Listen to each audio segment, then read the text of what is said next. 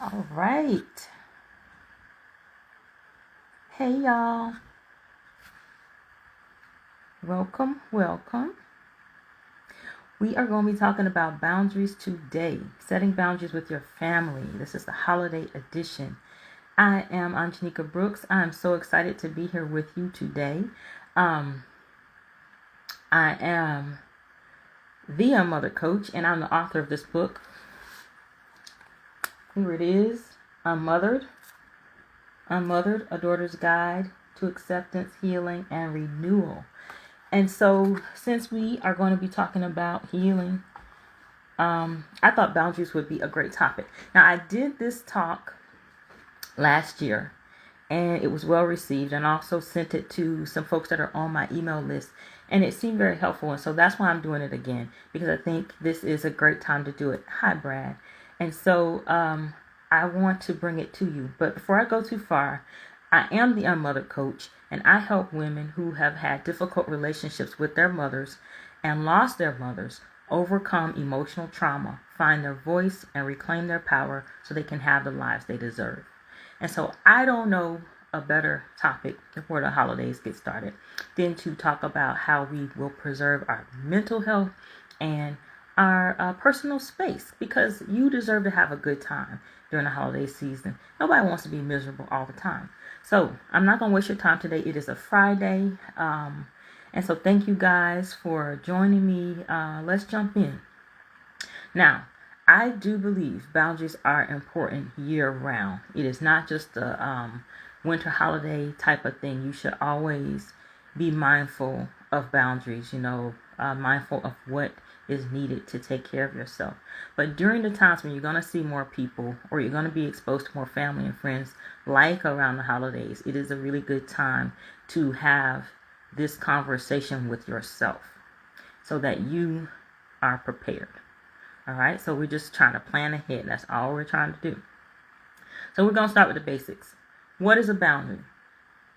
So in the dictionary, it says a boundary is a line that marks the limit or that divides an area. It could also be the limit of an activity. I like to think of a boundary as a perimeter that I put around myself. And my friend Shatera Oliver says that a boundary is what you will or won't accept. And I just love her definition of it. It's what you will or won't accept, what you will or won't allow. I love that. And so that's what a boundary is. So we're drawing a line. We're setting a limit for something. Now, why do we need boundaries? So I believe boundaries can protect us from unnecessary mental and physical harm or anguish.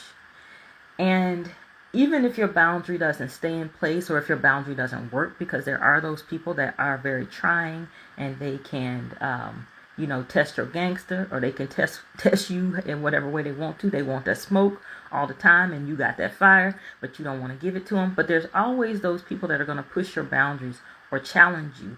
And so you want to have a boundary, because even if you can't prevent things from happening completely, you want to lessen or lower the amount of exposure you have to unnecessary things, things that don't feel good. Things like when you're triggered, bad feelings, ugly interactions, drama, all of that stuff. You want to limit that. And you need to limit that, because the more you do that, it gives you the space and the time and the mental capacity to heal yourself, to heal whatever other things you need to work on, right? So you can't heal if you're constantly butting heads and fighting with people. And so boundaries are important for our protection. And I want to say this. Boundaries are for everybody. I want to put a pin right here and say this for a minute before we get into how we set boundaries and all that. Boundaries are important for everybody, and especially children. And so for many of us, we grew up and we didn't have boundaries. We weren't allowed boundaries. We weren't taught about boundaries. And I'll give you an example. One of the ones I hear a lot from other friends and parents in my travels is that the kids can't have their doors closed. So like if your child has their own room, they're not allowed to close or lock their doors. And that was an issue for us too in my house until I began to understand that children also need boundaries. And so a lot of us not having boundaries now began when we were very little, because nobody taught us that boundaries were okay. In some cases, I'm not speaking for everybody, but in many cases, I hear parents talking about they're going to kick the door in. I understand, that they feel like, well, it's my house and I can do whatever I want. But your child needs to feel safe. And it's not always about, well, I can't trust them if they have the door locked or if they're quiet.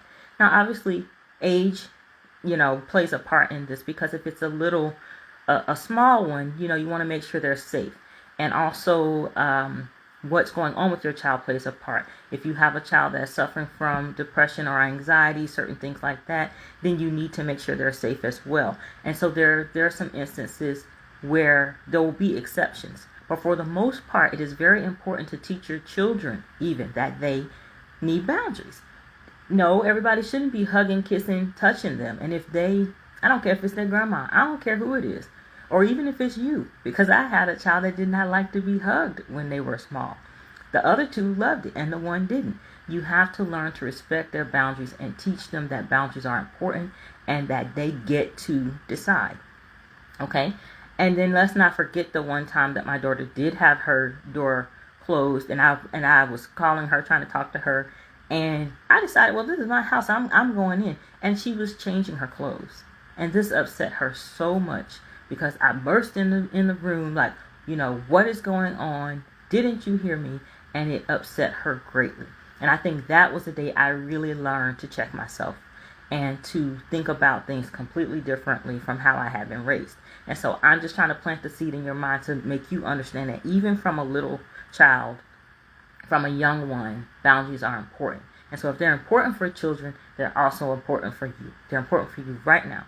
So let's get into how we're going to set these boundaries for the holidays and for the gatherings, and just that you can use them any time of the year. So if you want to set boundaries, the first thing to do is to identify your triggers. Yeah, you have to know what the areas of concern are for you, for yourself. And knowing the areas of concern can really help, because then you'll know what to put in place. You can't just you don't want to set broad boundaries that just, I don't want anybody to talk to me. You need to really sit down with yourself, talk to yourself, and identify the triggers. And so what do I mean by that? Triggers can be, if you have to go see family, but you got to stay at somebody's house. You got to, be in the house with them, and that may be uncomfortable for you. Or even if you go home and you're triggered by the memories or the pictures or something there, because you had a rough childhood or things didn't go well. Some people are triggered when they're tired. When they're tired, they're just cranky when they first get out of the car. When they've been on a long flight or whatever and they arrive, they're tired. They're hungry. That can be a huge trigger. And so you don't want people poking and pushing your buttons as soon as you arrive if you haven't eaten, if you haven't rested, because things can go very wrong. They can go awry real quick if I'm tired. And so sometimes a trigger can be certain people. Everybody in your family doesn't behave the same way. And, sadly, there's a lot of competition sometimes in families. It could be, it doesn't matter who it is. I mean, I had a mother that competed with me, right? So it can be competition no matter what. And so some people will be triggering to you. And that may be your key. You can't be around them. Sometimes it's certain topics that come up. For me, it is my weight. And I did a reel yesterday where I was poking fun about that. But it's really not funny for a lot of people. It's really not funny. And so you have to know what these types of things are that are going to cause you to behave a certain way, are going to cause you to not feel good, or you feel like it's going to make you feel that someone's coming after you. So sit down, write it out. Think about times when you've been upset, and if you were triggered, or if an interaction occurred and it got ugly, or it wasn't what you wanted, and it was, it could have been Thanksgiving or whatever, y'all fussing, fighting, I don't know, and it just wasn't what you wanted. Think about those things. You have to go back there, and now is a good time to go back. Don't be scared. Take your time and go back and say, what happened? What happened to me? Why did I respond, or why did I feel this way? Or why did I rush out? Why did I have to leave? Why did I say I'm never going to join another family gathering? Think about what happened and figure out what the trigger was, so that you can put the correct steps and barriers in place to prevent it from happening again. And this is key. When you sit down and you write out your triggers and you identify, what was the cause or whatever, if there's another person that's involved, like for me, I travel with my husband a lot, and so we'll go to his family. You need to communicate to that other person that, certain things trigger you. So I'm not saying you have to share every single detail with them, but I'm saying make them aware, because your trigger might not be their thing. Like, it might not be a problem for them. Like, they may not care if you're staying at your grandma's house, or your aunt's house, or mother-in-law's house, wherever you are. But you may care, and you may be sensitive for whatever reasons. And so talk to your partner, your spouse, or your sister, your brother, whoever you're traveling with, and let them know, hey, this doesn't work for me, and I need to make some changes with this so that we can all have a good time. Okay? That is a good time to do that. All right, so you've identified your triggers. The second thing to do is to decide what the preventative action is going to be when setting your boundaries. You know what the trigger is, so now we're up, y'all. Okay. Decide what that preventative measure is going to be. So what do I mean? So remember when I said, like, sometimes you arrive in town and you are just exhausted. You're tired. You want to see grandmama. You want to, go see your aunties or your dad, your mom, whoever it is, but you are exhausted. Get some sleep first if you can. Get rest first. Don't let them guilt trip you into saying, well, you didn't come over here, and yeah, I know you're in town. Do what it takes to put the preventative step in there. Because if you don't do that, then your boundary is going to be pushed very easily. You might trigger your own self. So it's important to get sleep. If you know they're going to be late with Thanksgiving dinner, they going to say 12 and it's going to be 4 o'clock when y'all finally eat, or whatever it is. I ain't grew up like that, so I'm sorry for y'all that did. My grandma was on time. But if you know that that's the case, then eat first. Go somewhere and have a nice breakfast or brunch, or whatever you need to do.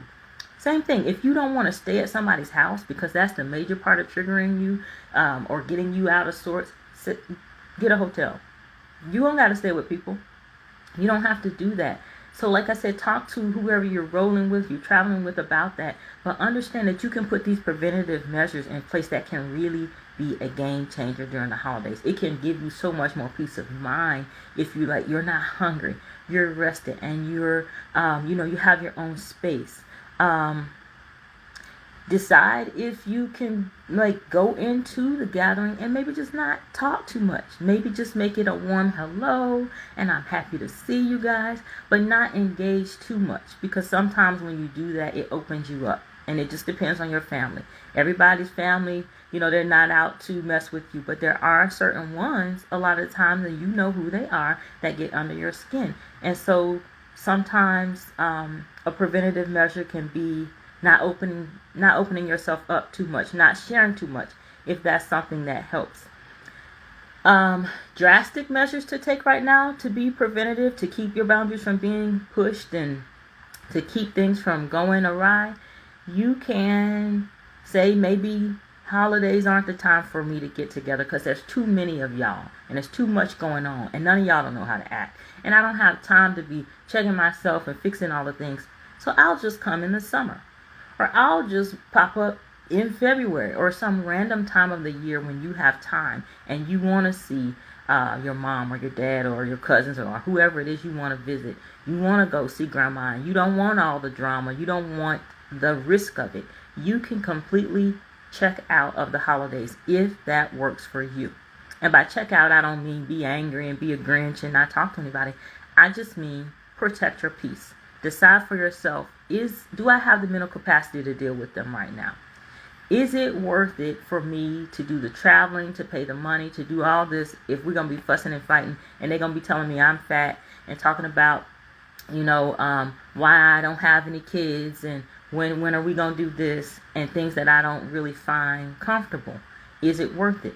Because if it's not, you can have yourself a delightful Christmas. I know people that go out of town, they go to the islands, they save their money, and they do something fabulous and enjoy Christmas away from family. And you can call your family. You can talk to grandma and them on the phone. You can join the Zoom if that works for you and you still are a caring and loving person. But you have to begin to put yourself first. It's so important. Because they're going to do what they always do and be how they always are. And you can end up going into a situation and getting broken. And I know it sounds crazy because holidays should be about warm and fuzzies and about love and about enjoying family, but that's not the case for everybody. And so I'm just trying to teach you some simple ways that you can set boundaries. It's really not that deep. It's just think about the things, that are triggers and issues for you. Think about how you're going to prevent some of that from happening. And once you do that, if you can't do the phone calls, if you can't, if you still want to be there, another tactic, and I feel like this is kind of extreme, but like if there's stuff that they're going to bring up, you can bring it up yourself and get it out of the way if you want to do that. And that way they don't hold power over whether or not they're going to be, talking about how you lost your job or whatever it is that people do, because people start peopling and it just gets crazy. And like I said, sometimes they won't smoke and we got that fire and we try not to burn everything down and they don't get it. They just keep pushing. And so we don't want to act ugly for the holidays. We want to have a good time. So those are some things you can do. Now, what if your boundaries are pushed and challenged? You set up your preventative action. You stayed at the hotel. You ate breakfast before you came over for the gathering. You did all the things. You decided you were going to be quiet. And those things don't seem to be working. And so you have people saying, like I was talking about in the reel, as soon as you hit the door, you done gained a whole lot of weight, or look at you, or ooh, you need to eat more, whatever it is that they do and say. I have been there. Now, this happened to me last year. My one of my aunts said something to me, how I wasn't a size 2 anymore, which is hilarious. I had been a size 2 in I don't know how many umpteen years. But anyway, she said something about that. And before I could say anything or decide how I wanted to address it, because it had been so long, my cousin jumped in and let her mama have it and just told her, don't talk about people's weight because it is very traumatizing. And so I said, you know what? I think that is perfect to share with everybody. You don't have to be, bitter and angry and upset with people when they talk about it, because for some reason, these older people especially, it's instilled in them that your weight and your health and all that needs to be discussed openly. If grandma says, baby, you getting too fat, or whatever it is she says to you, you can say, grandma, that makes me upset. That doesn't feel good to me. Why do we have to talk about my weight? I just got here. I came all this way to see you. I don't want to talk about my weight. So please don't bring it up again. And you can say that. Even with the elders, there is a respectful, kind way to check them, because they can also be checked. If they say, when you're going to have babies or whatever, you can simply say, that's not something I'm here to discuss. That's not up for discussion. Or you can flip it and say, when are you going to have a baby? Depending on who is asking the question. Depending on who's asking the question. So you don't have to come out of character and get ugly or be disrespectful. You can be direct, is what I want you to be. You can be assertive and say to people, that's not something I want to talk about right now. That upsets me. Could you please stop it? Could you cut it out right now? We want to have a good time. We don't want to get into stuff. We don't want things to get ugly. And if they see that as a threat, then that's fine. And if they want to, act ugly and be like, oh, so you want to act a certain way, then that's when you can choose silence. You can walk away. You can go into another room, or you can even leave if it's at that level.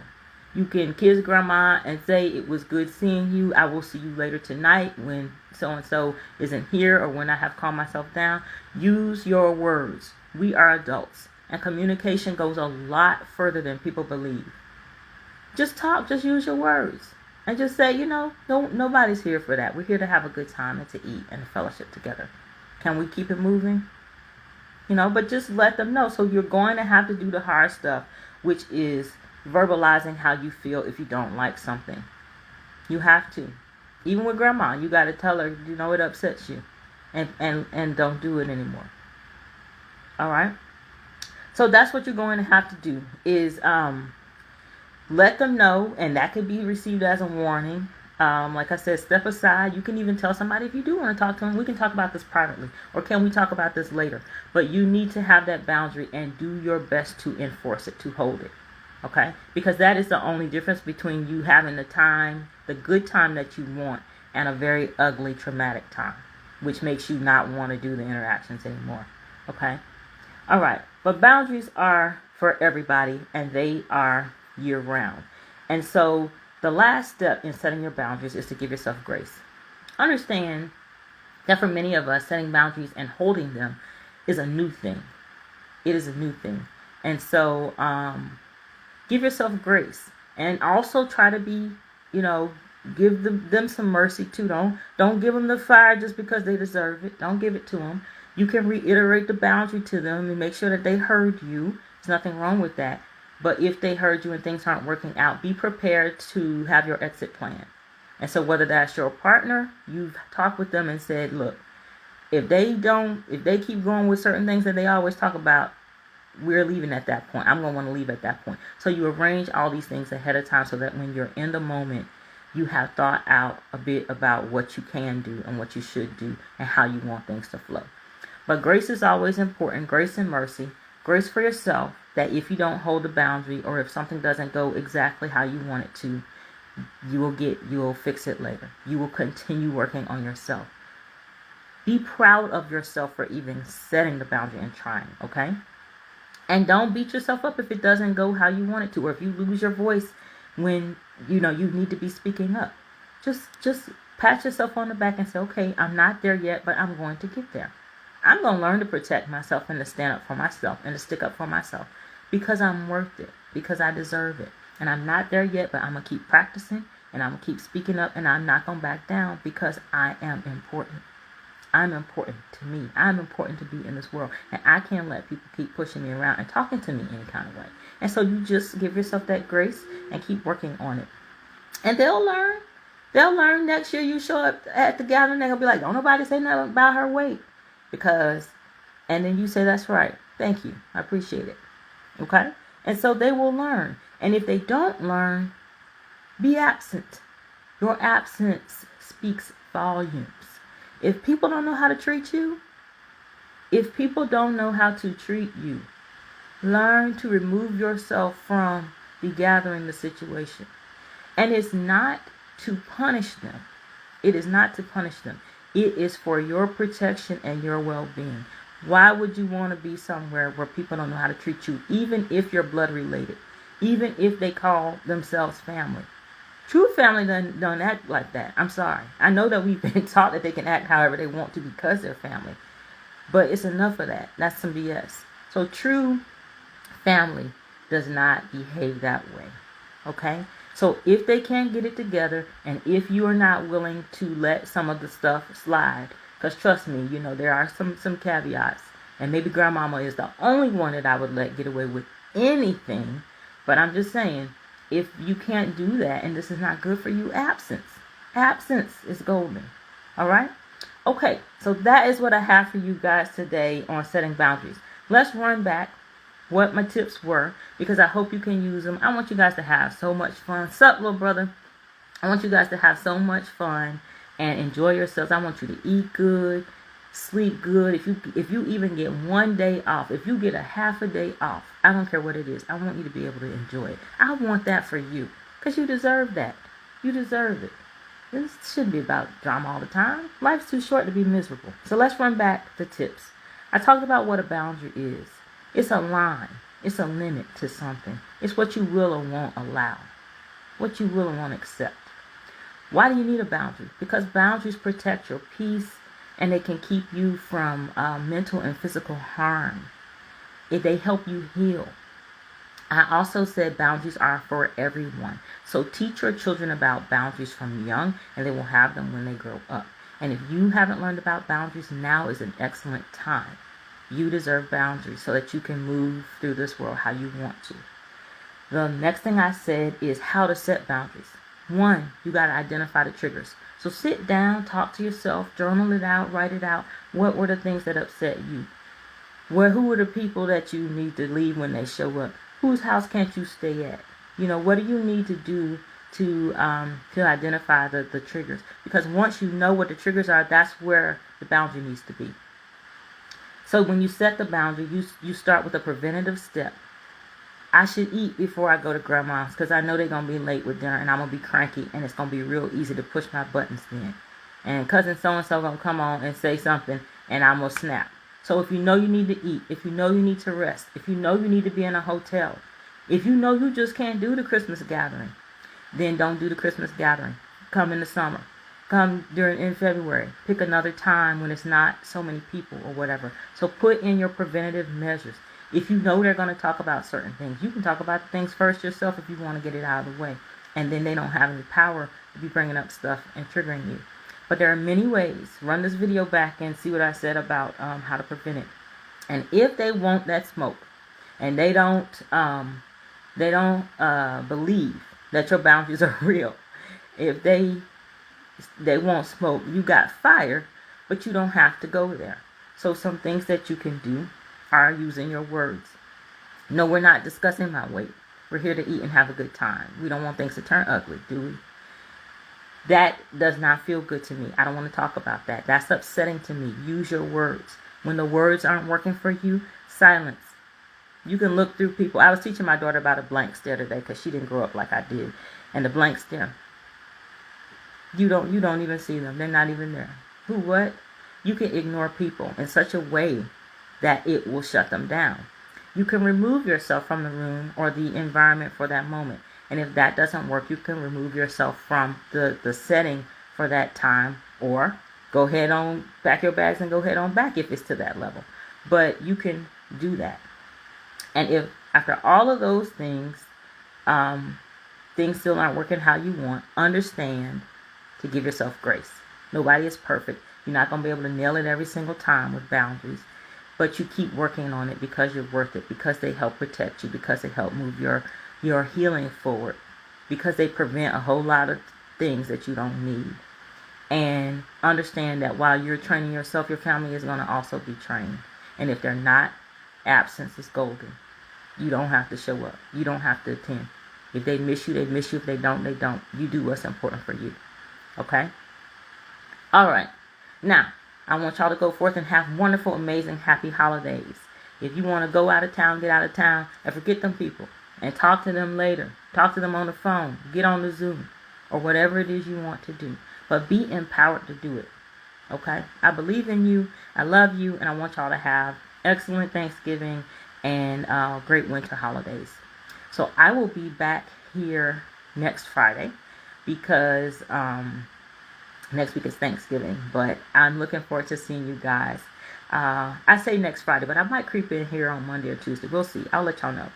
But yes, if you need anything, you can DM me. You can visit the link in my bio. If you want to set up some time with me, I have free consultations there as well. You can visit my website and find out more about my book that I talked about, which has the 9 steps to healing. If you are a daughter that lost her mother and didn't have a good relationship with your mother, then you can learn about the 9 steps of healing. Or come to this page. I always have good information for you. All right? So guys, that is my time today. It has been a pleasure to see you, to hang out with you. I hope you enjoy your Friday and have a wonderful weekend. Bye.